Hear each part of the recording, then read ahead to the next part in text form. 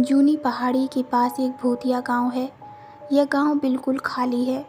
यहाँ सिर्फ उजड़े हुए मकान और खाली बंजर ज़मीन है।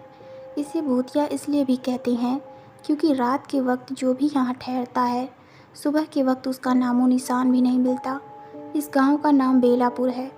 आखिर रात में अगर कोई ठहरता है तो उसके साथ क्या होता है, यह किसी को नहीं पता।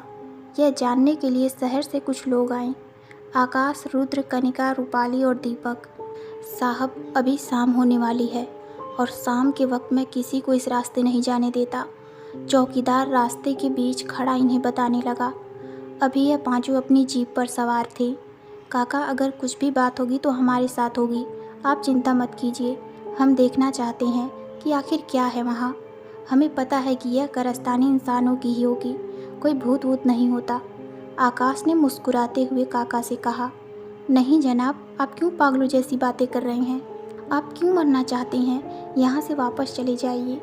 मैं इस रास्ते से आगे आपको नहीं जाने दूँगा। अभी वह जाग चुकी है और सारी रात उस गांव पर उसकी छाया रहेगी।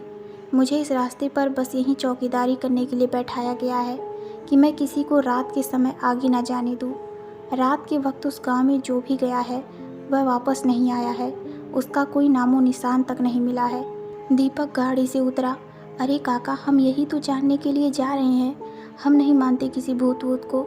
हम बस इतना जानते हैं कि यह जो कोई भी कर रहा है, हम उसे वहाँ से खींच कर वापस लाएंगे। आप शहरी लोग हैं साहब, आप यकीन नहीं करेंगे। वहाँ अंदर गांव में उस भूतनी को छोड़कर और कोई नहीं है। बस वही है जो सबका खून पीती है, किसी की हड्डियाँ तक नहीं छोड़ती है। अच्छा, रुद्र हंसने लगा।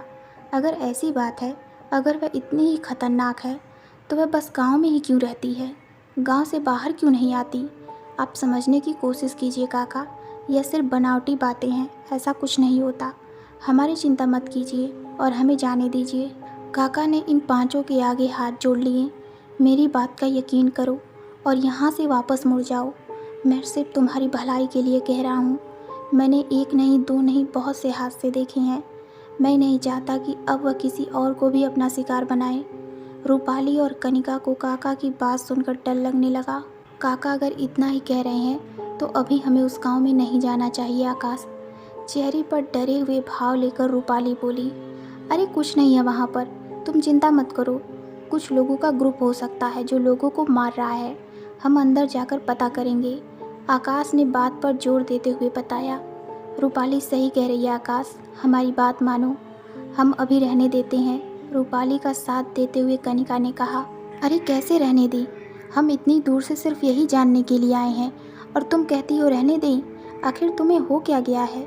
आते वक्त तो तुम बड़ी एक्साइटेड थी इस गांव को जानने के लिए, बस काका की बात सुनकर तुम भी डर गई।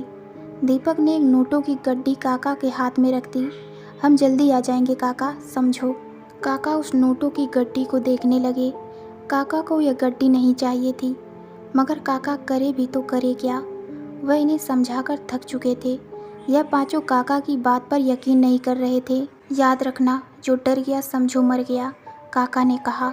और काका ने इनका रास्ता छोड़ दिया।